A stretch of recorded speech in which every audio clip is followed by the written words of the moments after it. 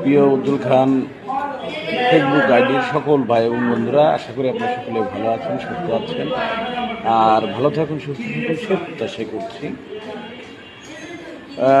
আপনারা জানেন ঈদের ছুটির পরে আজ গত বুধবারে ঈদ হয়েছে।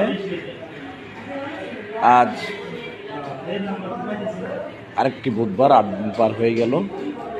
ইনশাল্লাহ সকল অফিস আদালত খুলে গিয়েছে।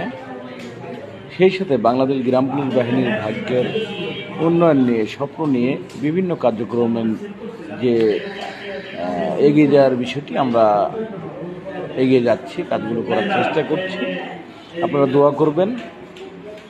মহামান্য সুপ্রিম কোর্টের আপিল ডিভিশনে গ্রাম পুলিশ বাহিনীর স্বপ্নটি ঝুলমান আছে, সেটি যেন আমরা দ্রুত শেষ করতে পারি এবং গ্রাম পুলিশের স্বপ্নটি নিয়ে ঘরে ফিরতে পারি, সেই প্রত্যাশা করে আপনাদের সকলের কাছেই অনুরোধ করব, বিভ্রান্ত নয়, সকলকেই সঠিক বুঝদান দিয়ে এবং সঠিক কাজ করার জন্য, উৎসাহিত করার জন্য আমি অনুরোধ করছি।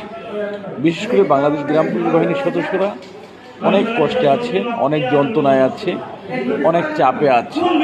আজকে একটি ভিডিও দেখলাম, যেটা নাম পোস্ট দেখলাম, কক্সবাজার একজন গ্রাম পুলিশ সদস্যকে সন্ত্রাসীরা হত্যা করেছে। তা